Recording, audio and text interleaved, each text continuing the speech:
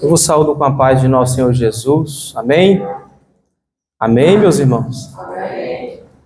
Para mim é um privilégio estar aqui mais uma vez com os irmãos. E a primeira coisa que eu quero fazer é agradecer a Deus por esta igreja. É sabido dos irmãos que a gente está no seminário, primeiro semestre. A gente conseguiu vencer o primeiro, com a graça de Deus. E louvar o Senhor, irmãos. Eu, juntamente com minha família, minha esposa Leidiane, os nossos filhos Alice e Apolo, pelo cuidado da igreja para conosco, para com a nossa família, pelas orações, pelo sustento. Eu louvo muito a Deus por esta igreja, por esta família. Vamos então para a exposição da palavra de Deus. Convido os irmãos que abram suas Bíblias. Salmo de número 1, o Salmo 1. É o salmo que lemos na liturgia. Salmo 1, nós vamos ler todo o salmo, verso 1 ao verso 6.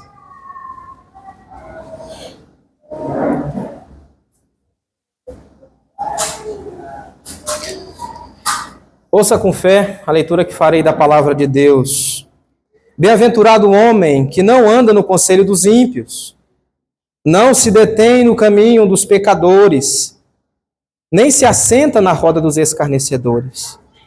Antes o seu prazer está na lei do Senhor, e na sua lei medita de dia e de noite.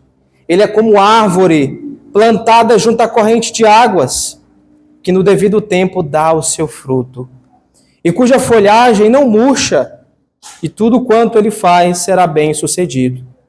Os ímpios não são assim. São, porém, como a palha que o vento dispersa. Por isso, os perversos não prevalecerão no juízo, e nem os pecadores na congregação dos justos. Pois o Senhor conhece o caminho dos justos, mas o caminho dos ímpios perecerá. Amém? Oremos mais uma vez ao Senhor, rogando a Ele sua graça que fale conosco por meio da sua santa e gloriosa palavra. Senhor nosso Deus, Deus Santo, Pai, em Tua presença nos achegamos a Ti, cônscios da nossa pequenez, das nossas debilidades, e reconhecemos, ó Pai, que somos carentes do Senhor e da Sua graça. Nós rogamos a Ti, Pai, que o Senhor nos dê um coração humilde, um coração ensinável, um coração que facilmente, ó Deus, se inclina a ouvir Tua palavra, e não somente, ó Deus, a ouvir, mas a obedecer e praticar a Tua santa e poderosa palavra. É a nossa oração, Pai, nesta noite, ao lermos a Tua santa palavra, é que o Senhor fale conosco. É que o Senhor despeje da Tua graça sobre as nossas vidas nessa noite, glorificando assim o nome do Teu Santo Filho, Jesus. E é no nome de Jesus que te pedimos essas coisas, ó Pai, tão somente confiado nos méritos de Cristo, nosso Senhor e Salvador. Amém. Amém. Irmãos, o Salmo 1 é o salmo que introduz o saltério. Essa parte da Escritura que temos, que compõe esses 150 hinos, que era utilizado na liturgia do povo de Israel no culto público a Deus. O Salmo 1, ele é o fundamento, é a base para a compreensão, para a introdução de todo esse saltério. Ele é aquele tipo de salmo que todos nós, ou a maioria de nós, temos ele decorado de cor, até as crianças têm ele decorado, bem como a primeira pergunta do breve catecismo de Westminster, Qual é o fim principal do homem? Qual é o fim? Glorificar a Deus e alegrar-se nele para todo o sempre. E o Salmo de número 1, ele nos dá uma direção, um caminho. E ele mostra, de certa forma, e faz um contraste entre dois caminhos. O caminho do justo e o caminho do ímpio. Ele nos dá uma direção à verdadeira felicidade. Porque é certo que todos nós queremos ser felizes. Não queremos, irmãos? Todos nós queremos ser felizes ou estamos à procura da felicidade. Mas, infelizmente, somos tentados a seguir a multidão na nossa busca de felicidade. Nós acreditamos que seremos felizes se formos ricos, ou se formos empresários, não tendo ninguém para mandar em mim, ou ter dinheiro para poder comprar tudo aquilo que eu quero. Ou acreditamos até que seremos felizes quando tivermos políticos cristãos, né, nos altos cargos do nosso país. E muitos creem que por intermédio disso Deus trará até um avivamento, quando todos os políticos se tornarem cristãos, e assim depositam a sua fé e esperança na política, em político. E o que a gente vê, na maioria das vezes, pessoas que se encontram infelizes, definitivamente infelizes. Porque a felicidade não é encontrada, irmãos, na busca em si da felicidade, na busca em si de riquezas, na busca de prazer. A felicidade é encontrada numa direção diferente. E o Salmo 1, ele nos dirá onde podemos encontrar a verdadeira felicidade. O Salmo 1, ele é uma bem-aventurança, como as bem-aventuranças ensinadas por Jesus no início do Sermão do Monte. Ele começa, bem-aventurado ou feliz o homem.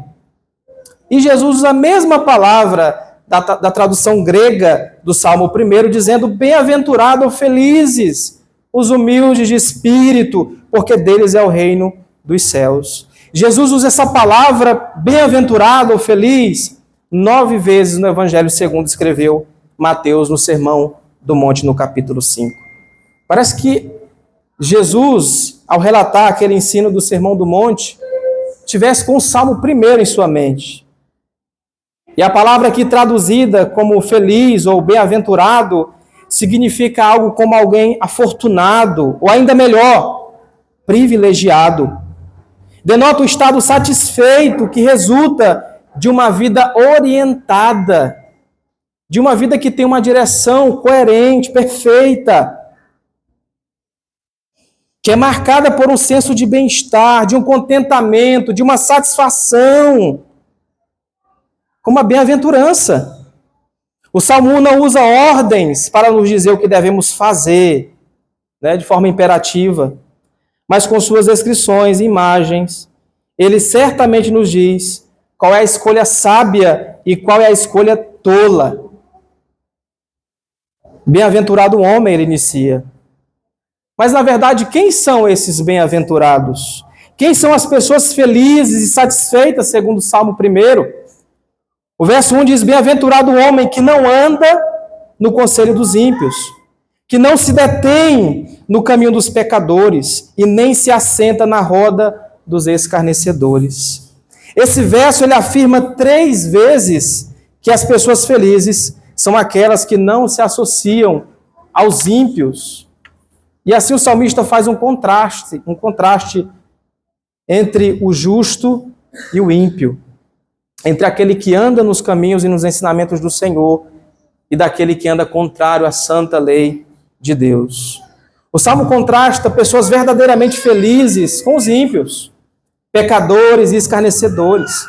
E é interessante, irmãos, que o texto do hebraico afirma literalmente que as pessoas felizes são aquelas que não andam, que não se detêm no caminho dos pecadores, que não se assenta na companhia dos escarnecedores. Observem, irmãos, a progressão de andar segundo o conselho dos ímpios.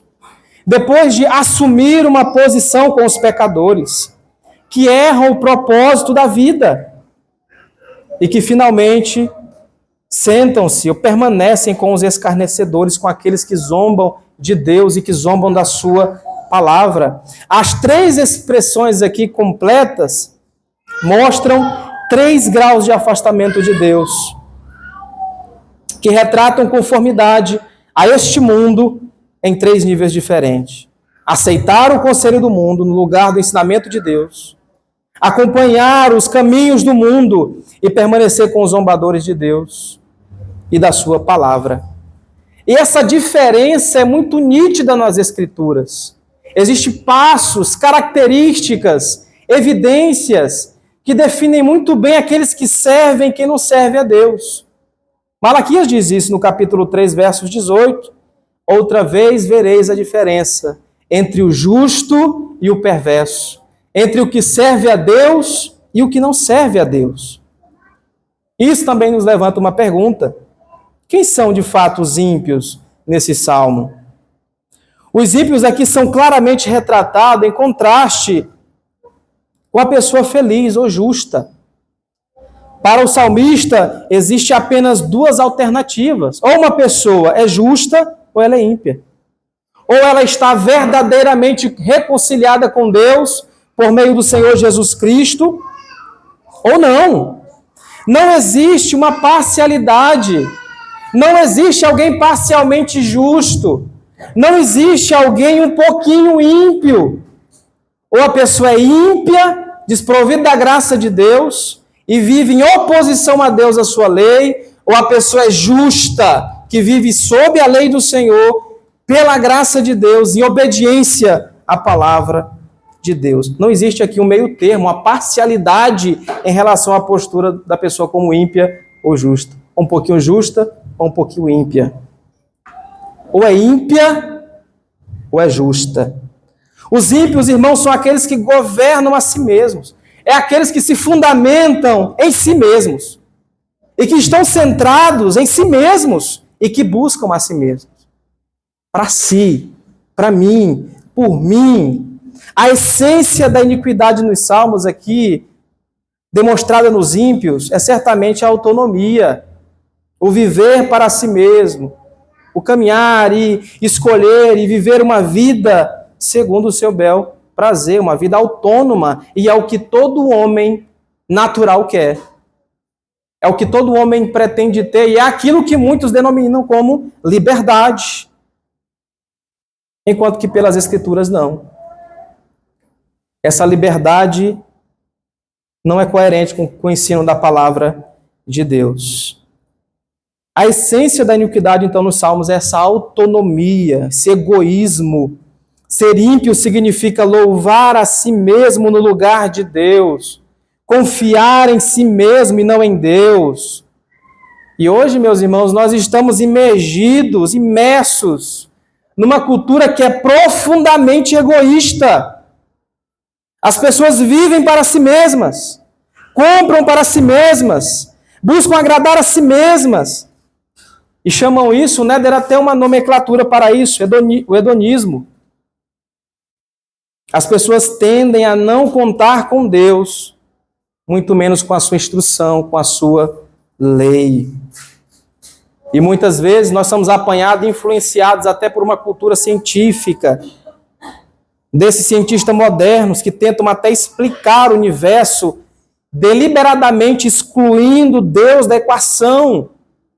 Como um comentarista disse, Donald Williams, ele observa dizendo que fomos tão doutrinados pela visão científica moderna, com seus preconceitos contra o sobrenatural, que estamos praticamente fechados para a presença e para o poder de Deus na nossa existência diária. Nós estamos como céticos, como incrédulos, que não percebem a mão de Deus, o agir de Deus nas coisas pequenas, ordinárias da vida. E somos influenciados por essa cultura mundana, ímpia, que exclui Deus do centro, que tira Deus do trono e que põe a sua própria pessoa, essência, e que parte do entendimento de si mesmo acerca de todas as coisas. O verso 1 reitera que 3 vezes que as pessoas bem-aventuradas são aquelas que não se associam com os ímpios. E o que isso significa? Que não devemos ter contato com os incrédulos, irmãos. Será que é isso que o salmista está dizendo?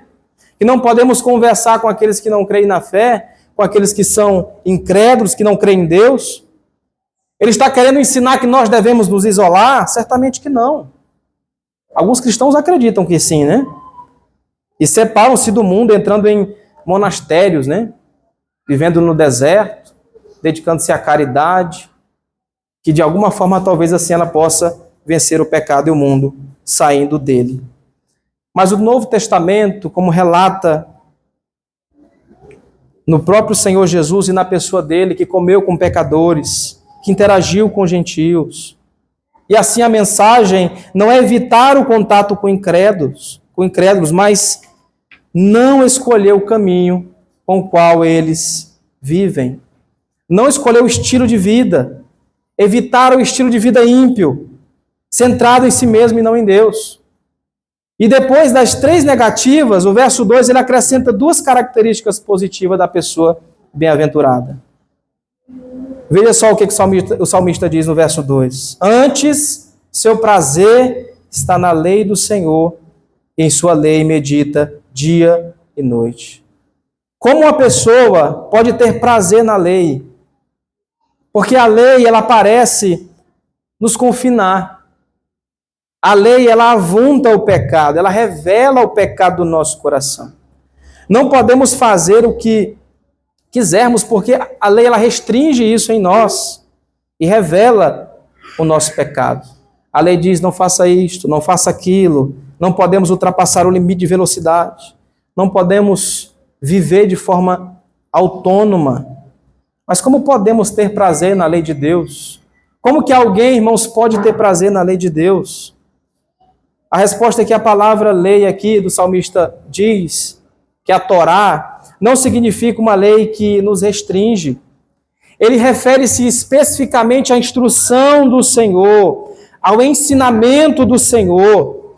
O Senhor que nos criou, que nos oferece, o Senhor que criou e nos oferece um manual com seus ensinamentos, com a sua instrução, pelo modo como nós devemos viver a nossa vida enquanto peregrinamos nesse mundo.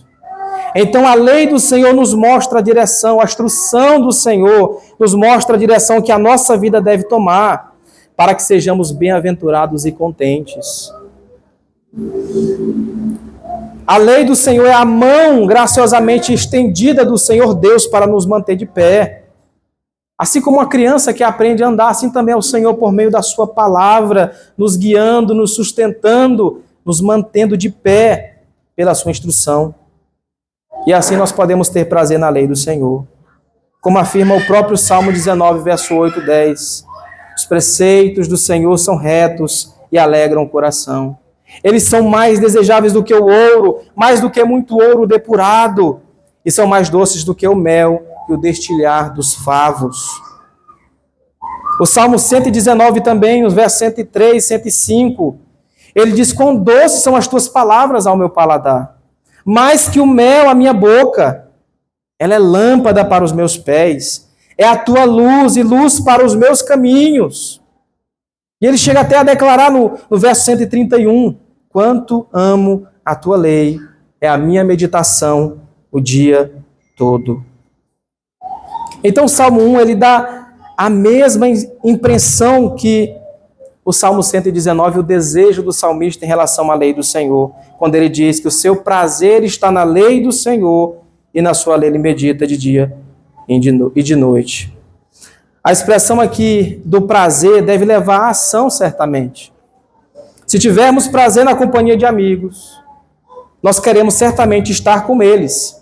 Se tivermos prazer na presença de crianças, queremos cuidar delas. Se tivermos, irmãos, prazer num cântico, certamente nós vamos querer cantá-lo. Se tivermos prazer na lei de Deus, queremos meditar nela. Se desejamos a lei de Deus, se amamos a palavra de Deus, certamente nos desgastaremos em meditar na sua palavra. Mas o triste, irmãos, é que muitas vezes a nossa vontade não é coerente com a vontade de Deus. E a verdade é que o povo de Deus muitas vezes faz uma escolha tola. Nós às vezes queremos andar por caminhos obscuros, que não é coerente com a vontade do Senhor e com a sua palavra. E decidimos conduzir a nossa vida muitas vezes como nós achamos que é correto, ou que é o bom para nós. Mas na condição de pecadores, na condição daqueles que dependem do Senhor e da sua graça e do agir do Espírito Santo, precisamos, irmãos, meditar, nos debruçar, buscar a presença de Deus pelas Escrituras, pela palavra, meditar nas Escrituras, lê-la, degustá-la, assim como temos prazer na companhia de amigos. das pessoas que amamos.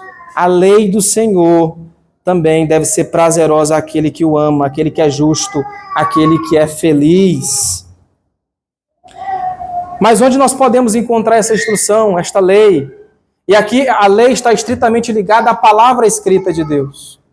Nós sabemos que Deus se revela pela criação, e ela revela os atributos invisíveis de Deus. Mas Deus se mostra a nós de forma específica e salvífica nas Escrituras, na palavra de Deus. Por que tamanha insatisfação em meio às dificuldades, às frustrações da vida? Por que muitas vezes não conseguimos ter esperança quando tudo está ao contrário daquilo que planejamos? A tal da busca da autossatisfação e o perigo, irmãos, de não confiarmos no Senhor, de não crermos na sua palavra, e pecamos quando fazemos isso. Quebramos a lei de Deus, porque é nela que está contida a instrução, o mandamento, pela qual nós devemos trilhar e andar. E quando o salmista diz lei, ele refere estritamente à palavra de Deus. Isso lembra muito bem aquilo que Josué também escreve no seu livro ao povo de Israel, a tomar posse da terra prometida, onde o Senhor disse: não cesses de falar deste livro da lei, antes medita nele dia e noite, para que tenhas cuidado de fazer segundo tudo quanto nele está escrito. Então farás prosperar o teu caminho e serás bem-sucedido. Então, quando o Salmo 1 diz que as pessoas bem-aventuradas e contentes são aquelas que meditam na lei de Deus, ele não está dizendo apenas, irmãos, de Gênesis a Deuteronômio, que é a lei de Moisés, mas toda a Escritura, toda a Bíblia Sagrada, todo o conselho de Deus. Não somente lê, mas ele medita na palavra de Deus. E o meditar na palavra de Deus aqui é como ler em voz alta, literalmente. Meditar na palavra de Deus significa ler a palavra de Deus, refletir sobre o seu significado e agir de acordo com ela. Então, quando lemos, devemos nos perguntar o que Deus está dizendo aqui sobre si mesmo e o que Ele tem feito por nós. E o que Deus está dizendo sobre nós e o que Ele exige de nós. Estamos vivendo de acordo com os ensinamentos do Senhor? Estamos vivendo para nós mesmos ou para Deus? Ao contrário dos ímpios, escreve também John Stott, comentando esse texto, que as pessoas verdadeiramente felizes buscam orientação para a sua conduta diária. Não na opinião pública, não nas modas inconfiáveis do mundo sem Deus, mas na palavra revelada de Deus, em que elas têm prazer e na qual elas meditam. Na palavra santa de Deus. Irmãos, por que nós temos vencido a guerra contra o pecado? Por que facilmente nos entregamos àquilo que é mal? Por que facilmente o povo de Deus e a igreja anda desapercebido em relação ao perigo e ao leão que ruge e brama e que tenta nos devorar? É porque não atentamos à lei do Senhor. É porque não meditamos na palavra de Deus. É porque a palavra de Deus e a leitura dela regular não tem se tornado comum em nossas vidas. Muitas vezes até ouvimos a pregação do Evangelho. Ouvimos a instrução advinda do púlpito, da mensagem do Senhor. Mas muitas vezes não praticamos, não colocamos em prática. No que você apoia a sua felicidade? Da onde flui a felicidade? No que você apoia a sua esperança? Nossa esperança vem do Senhor, que criou os céus e a terra. E isso fica claro a nós quando lemos a sua palavra, quando lemos o santo livro. O verso 3, ele retrata a pessoa feliz, que não se detém no caminho dos pecadores, mas que tem prazer no ensinamento do Senhor. Ele é como uma árvore frutífera. Os irmãos percebem aqui que é como se estivesse lendo o Sermão do Monte.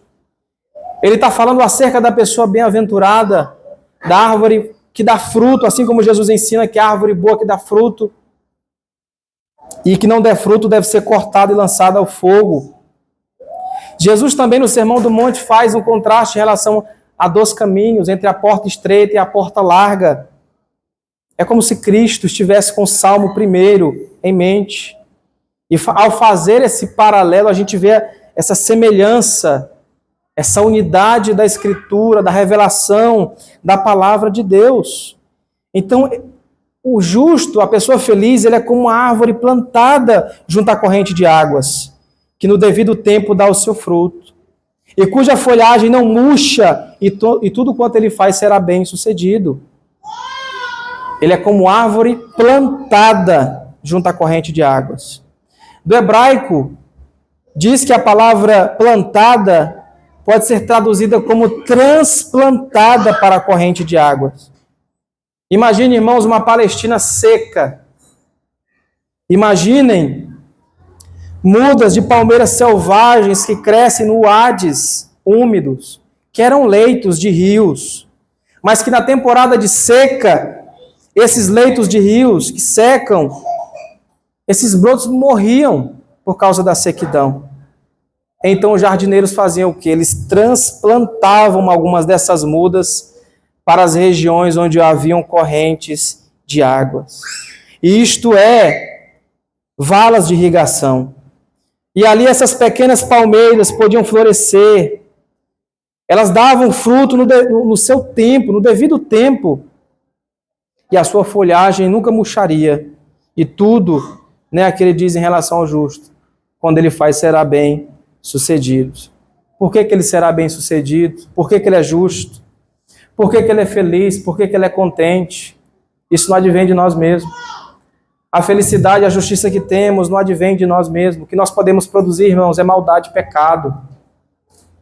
Ele é transplantado, é a mesma coisa que Deus faz conosco, nos transportando do reino das trevas para o reino do Filho, do seu amor, para o reino de Cristo, onde Ele nos arranca do pecado, do mal do mundo, daquilo que amamos por natureza, por causa da nossa inclinação que é má, aquilo que é contrário à palavra de Deus, e Ele nos planta no seu jardim para que possamos dar fruto, para que possamos viver de forma bem-sucedida, ou seja, em boas obras, para a glória de Deus.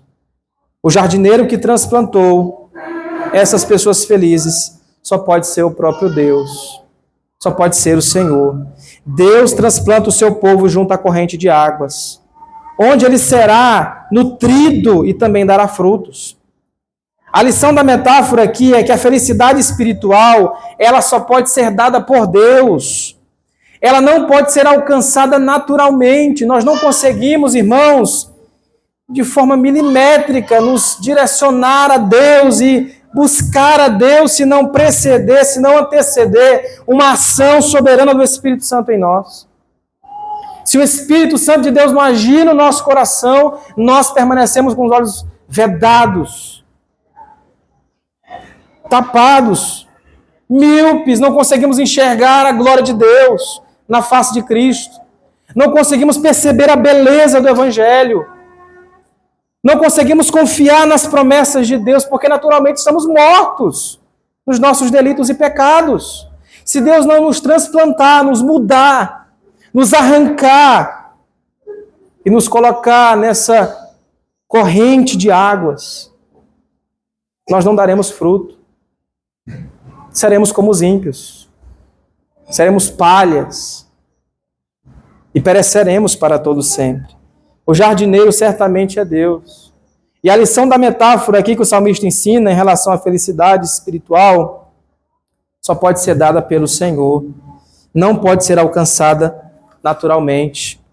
É o que a corrente de águas que nutre essas pessoas para que elas possam ser felizes e frutíferas.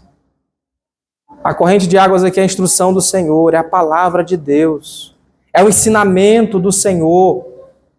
É quando lemos, irmãos, a Bíblia com o coração sedento para ouvir mais sobre Deus e sua vontade para a nossa vida, onde o Espírito Santo nos nutre, nos instrui, nos consola e nos ensina a viver no caminho reto, no caminho justo. O jardineiro, que é Deus, em sua graça, transplantou-nos para junto à corrente de águas, que são os seus ensinamentos sobre quem Ele é, o que Ele tem feito por nós e o que de fato Ele espera de nós, do seu povo. Nós encontramos esses ensinamentos nas Escrituras, na palavra de Deus. Quando lemos e meditamos nos ensinos de Deus, o Espírito Santo nos dá fé. O Espírito Santo gradualmente aplica a palavra ao nosso coração. Não deixe de falar, Deus fala a Josué. Não deixe de ouvir. Não deixe de se submeter, de aplicar a palavra de Deus no coração. Isso retrata muito bem o que Paulo disse também aos Efésios 2, de 8 a 10. Pois somos, onde ele diz que, porque pela graça sois salvos mediante a fé, isso não vem de vós. É dom de Deus, não de obras, para que ninguém se glorie. Pois somos feituras dele, criados em Cristo Jesus, para as boas obras, as quais Deus de antemão preparou para que andássemos nela. É daí, irmãos, que brota uma vida bem-sucedida, uma vida encharcada pela felicidade, pelo contentamento, uma satisfação que só Cristo pode dar, que o mundo não pode dar, mas que Cristo, pela sua instrução e pela sua palavra, preenche o nosso coração, nos dando esperança, nos dando vida eterna, nos dando a felicidade que de fato pode nos trazer esperança. Então é Deus que faz isso em nós. Nós somos, por natureza, totalmente incapazes de fazer isso. Toda vida espiritual, toda nutrição necessária que precisamos para viver na presença de Deus, advém do Senhor por meio da sua palavra, pela aplicação do Espírito Santo ao nosso coração.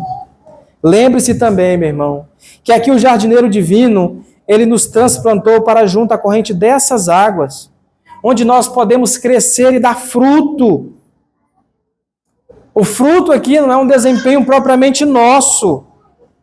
Nós damos frutos pela graça desse Deus, pela graça do Senhor, como já li.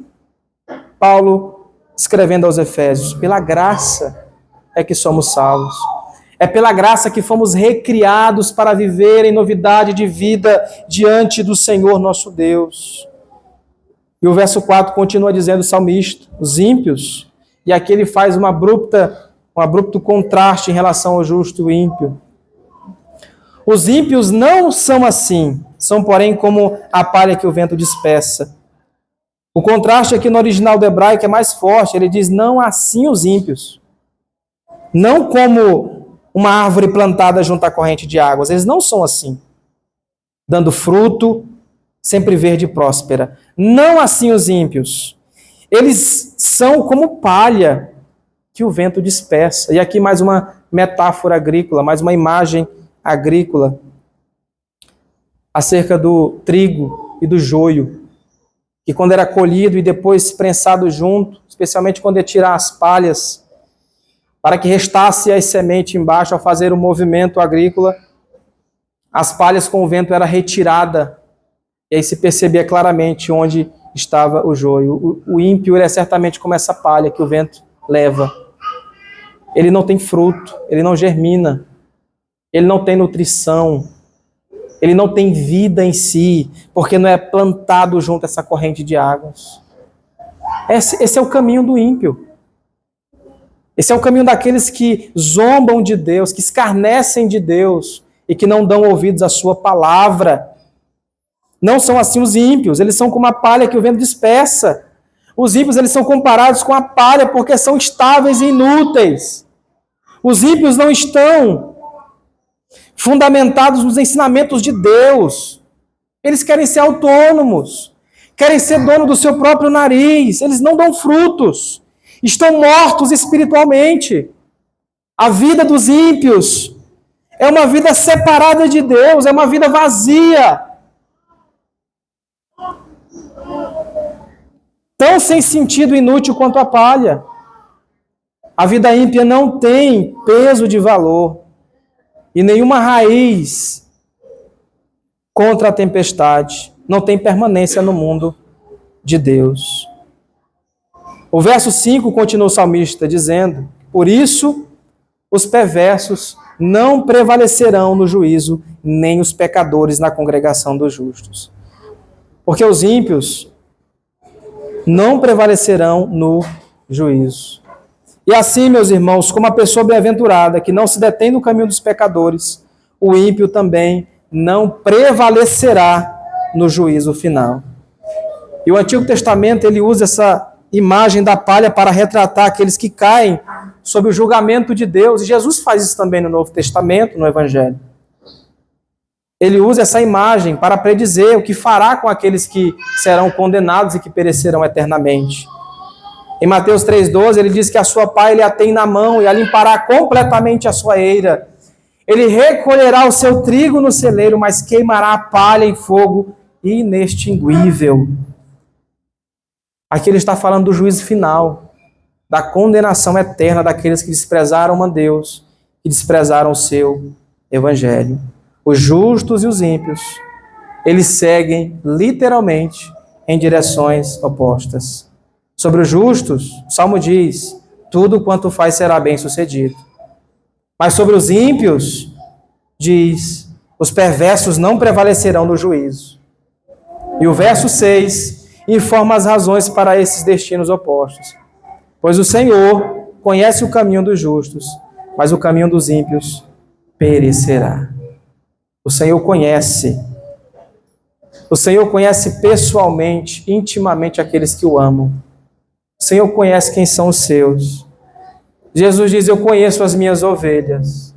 Eu sei qual é o meu rebanho. Isso significa literalmente, irmãos, que o Senhor nos conhece intimamente. Ele conhece o caminho dos justos. E não somente isso, o Senhor aqui fala de cuidado, de abraço. O Senhor, ele protege o caminho dos justos. O Senhor protege sua vida para que você não pereça. Ele é fiel para nos manter inculpáveis até aquele último dia, até a sua volta. O Senhor conhece o caminho dos justos. Mas o Salmo 1 termina com as palavras dizendo que o caminho dos ímpios perecerá. Nenhuma ação divina é explicitamente aqui atribuída ao caminho dos ímpios. Ele simplesmente perecerá. Ele não é como o justo. Ele não é como aquele que está plenamente satisfeito em Deus, no Senhor e na sua palavra. Ele perecerá.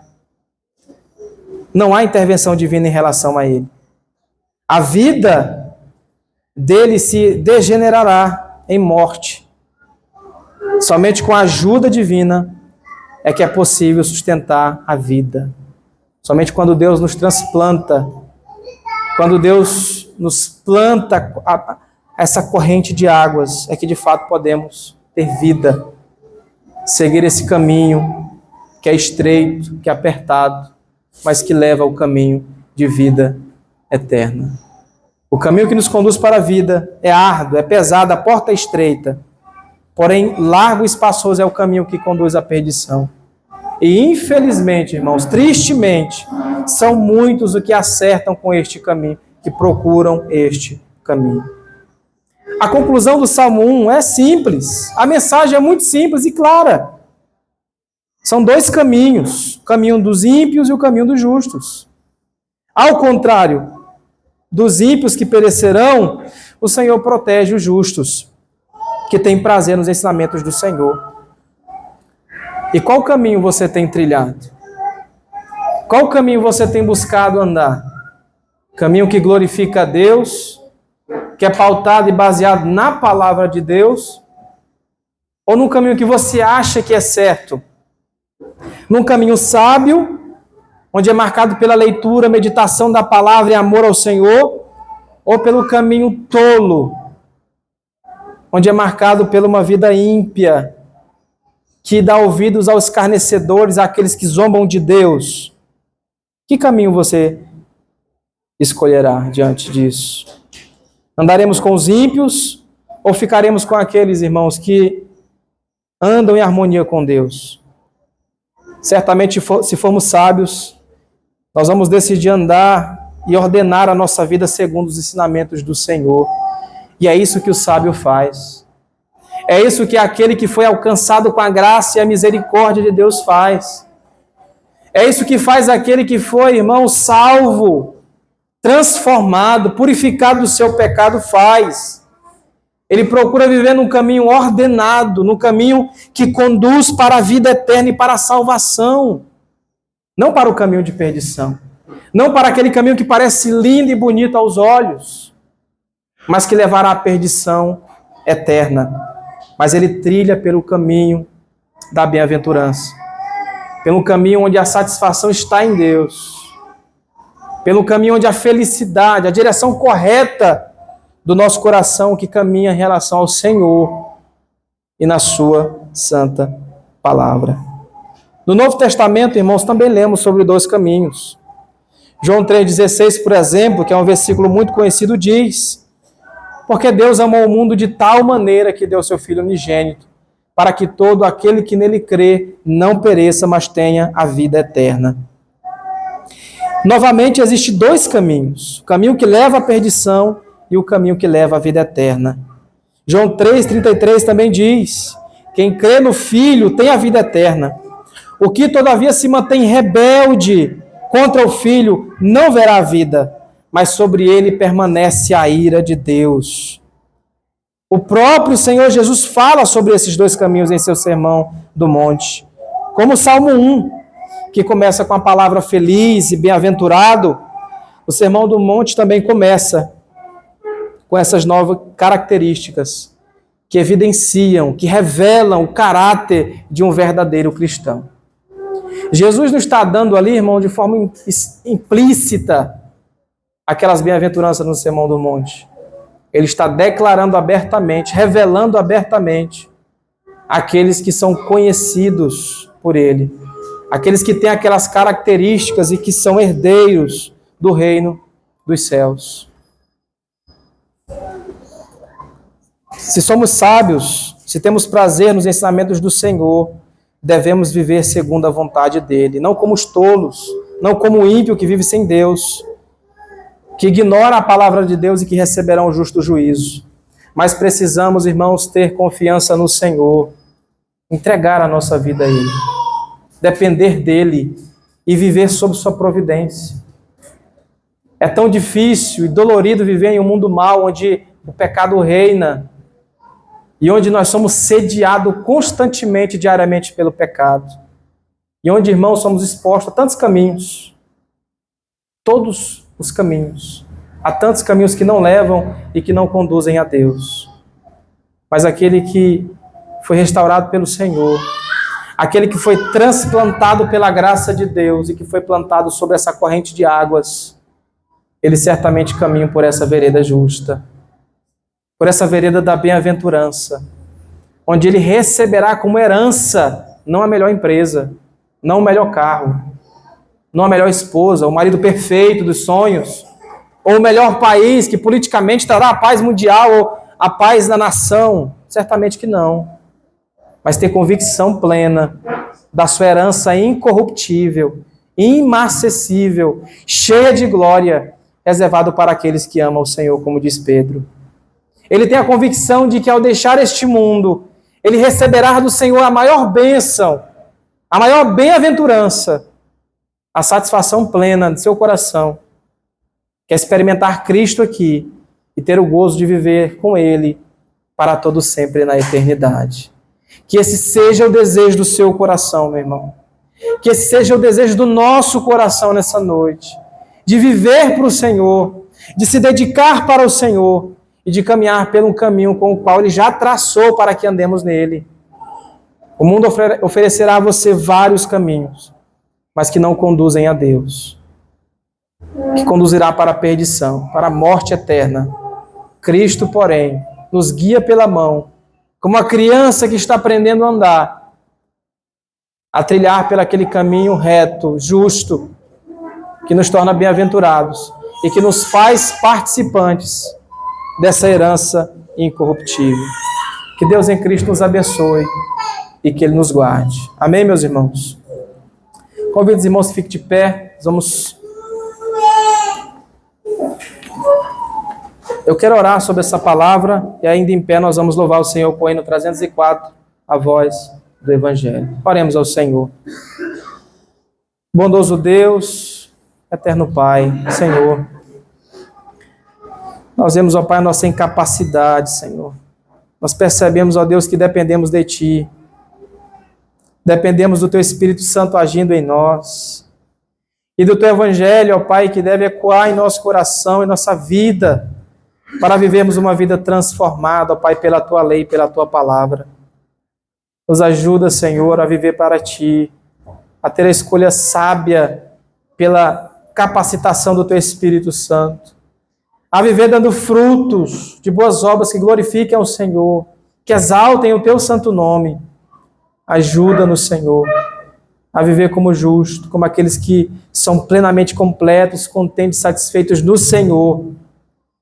Bem sabemos que nada nesse mundo, ó Pai, pode nos satisfazer, mas que em Cristo temos plena satisfação. E que satisfação é ter o Senhor. É o que eu te peço, ó Pai. Abençoe a Tua igreja, Teu povo, a nós. Em nome de Jesus. Amém e amém.